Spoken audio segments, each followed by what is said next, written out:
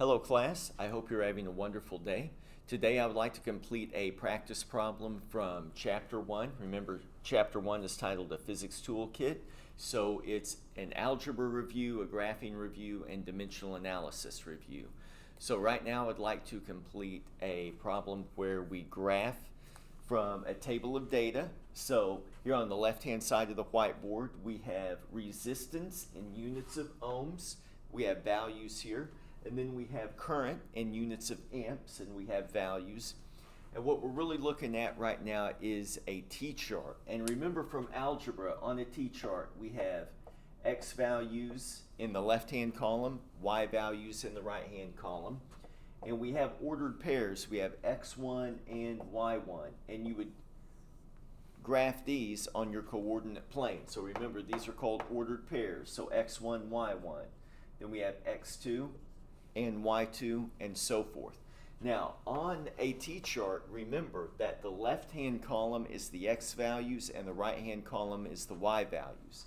So taking a look at our table here, our table of data, we have a T-chart. So in the left-hand column I have X values, in the right-hand column I have my Y values.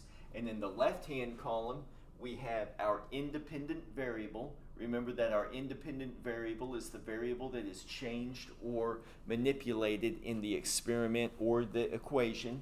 And then in the right-hand column, we have our dependent variable, and that's the variable that depends on whatever the independent variable is. Okay? So, in number 1 here, it says, title each axis and plot the ordered pairs on the graph. So, here I have my x-axis, here I have my y-axis, and I mentioned that in the left-hand column we have our independent variable. So the title of my x-axis is going to be resistance in units of ohms. This capital Greek letter omega represents resistance in ohms.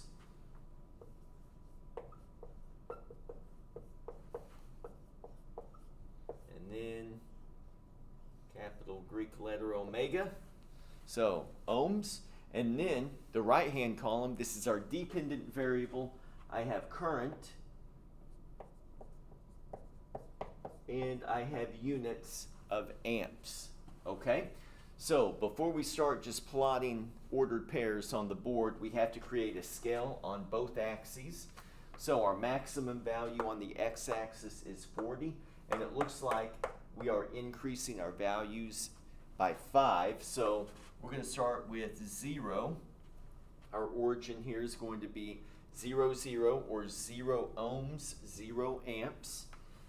And I'm just going to go up by 5s. So 5, 10, 15, 20, 25, 30, 35, and then 40. Okay. Now my y-axis, so our maximum value is 30, then we're going to go down to 3.75, so we can say 10, 20, and 30. Let's go 5, 15, and 25. Okay, now still in number 1 it says plot the ordered pairs on the graph. So we'll start with our first ordered pair. I've got at a resistance of 5 ohms, we have a current of 30 amps. So let's locate 5 on our x-axis here. We're going to go up to 30 amps. Okay. And then my next ordered pair is 10 ohms, 15 amps. Next, I have 15 ohms, 10 amps.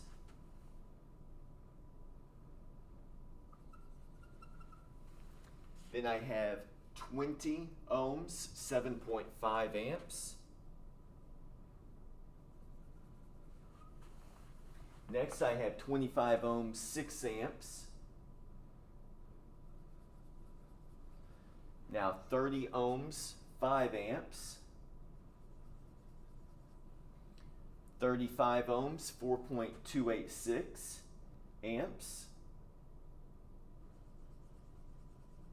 And then at 40 ohms of resistance, we have a current value of 3.75 amps. So we're looking at something like right there, okay? All right, so number one is taken care of. Number two, identify the relationship of the graph. Well, before we identify the relationship of the graph, what we need to do is create a line of best fit, okay? So we'll draw a dotted line here. And we want a dotted line, dashed line, to go through our values, all of our ordered pairs, if possible. Okay? And we have something that looks like this. So this shape is a hyperbola. Okay? Now we don't have a hyperbolic relationship. We don't describe the shape. What we have is an inverse relationship.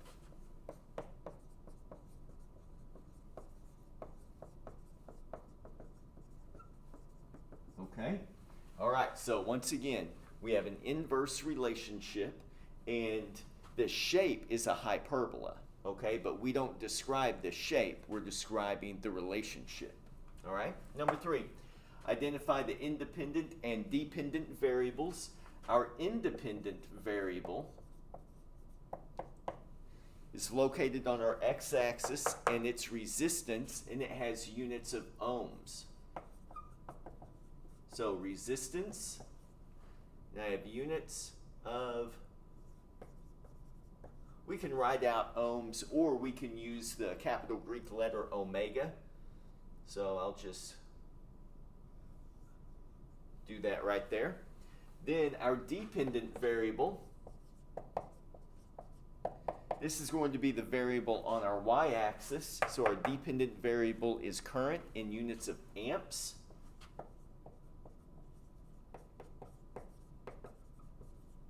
And that's also capital A, okay? Number four is the slope of the line of best fit, positive or negative. So remember that we're always going to read our graph from the left to the right, okay? So we know that slope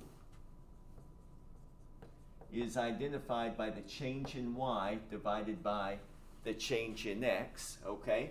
And we can see that the change in y, so our y value is continually decreasing. So we're going to have a negative value for slope. So we're going to have a negative value in our numerator here because our change in y will be negative. So we have a negative slope.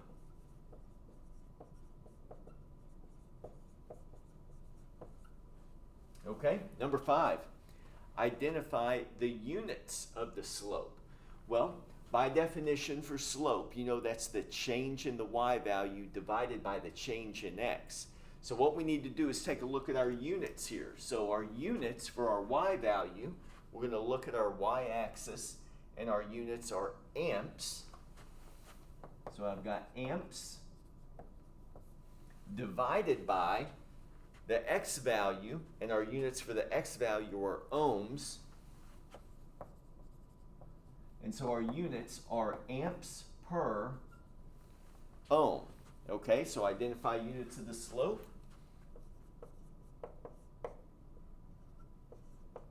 I have amps per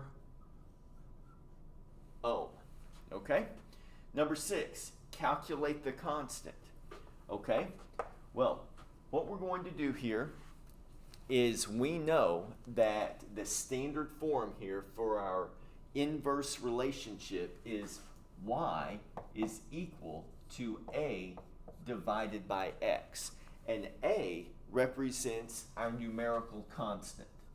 Okay, so this guy right here is our constant. Let me draw a better arrow there. There we go.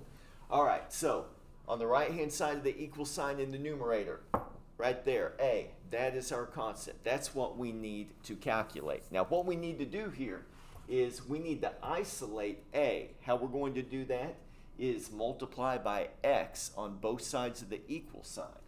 So when I do that, on the right-hand side of the equal sign, our x value will cancel. So I have a is equal to x times y. and our X value is resistance, our Y value is current. And what we're going to do is select any ordered pair to calculate this value. So let's just pick an ordered pair. Hey, let's just pick the first one. That's going to be pretty easy. X, and we can see it on the graph even, this ordered pair right here.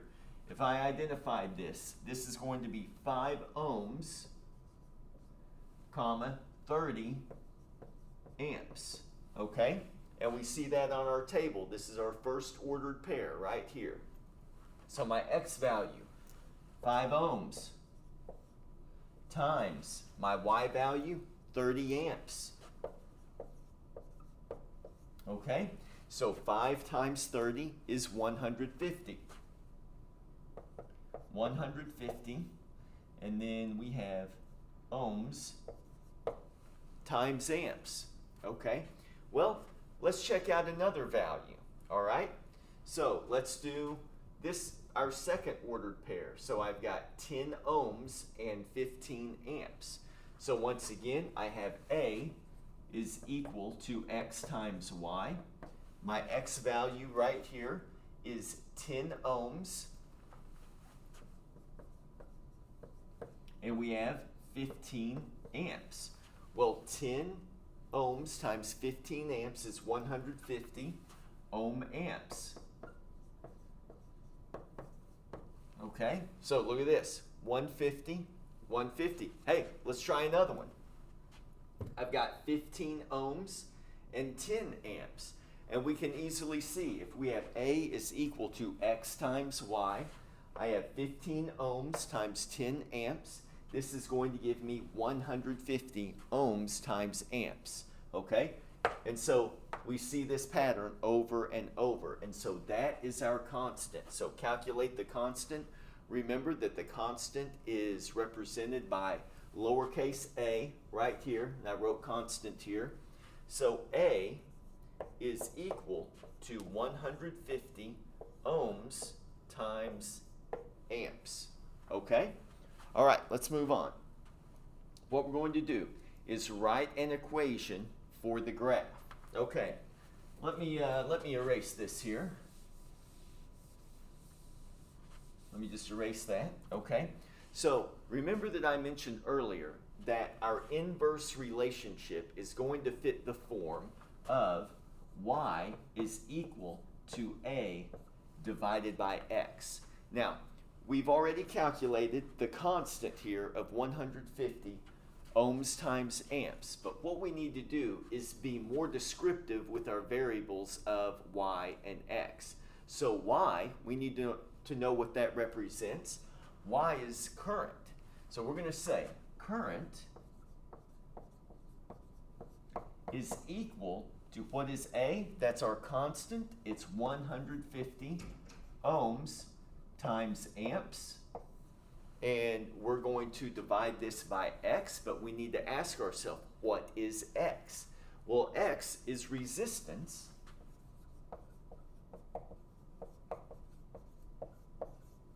Okay, so we have resistance. So that is the equation for this graph. And what we can do is we can plug in any value of X, which represents resistance, and we can calculate the current. So for example, if I wanted to know what the resistance was, what the current was at a resistance of 40 ohms, we can say current, and I'm just going to use a subscript when we're at 40 ohms, okay? I have 150 amps times ohms divided by 40 ohms. You can immediately see that the units of ohms will cancel. So let's get out our calculator here. In my calculator, I've got 150 divided by 40, and I get 3.75. And I have units of amps here. All right, and so let's take a look at this on our table right here. Look at that. At 40 ohms, we have a current value of 3.75 amps. So with this equation right here, we can calculate any current value based on our independent variable of resistance. So we can plug in any resistance, and the units will cancel correct with our constant, and we'll calculate the value of current. Okay? All right, well, I hope this inverse relationship example helped you today. As always, if you have any questions at all, you can email me, you can give me a call. If I'm not here, please leave a voicemail, or you can contact me over Canvas, and I will get back with you as soon as possible. Well, I hope you have a great day.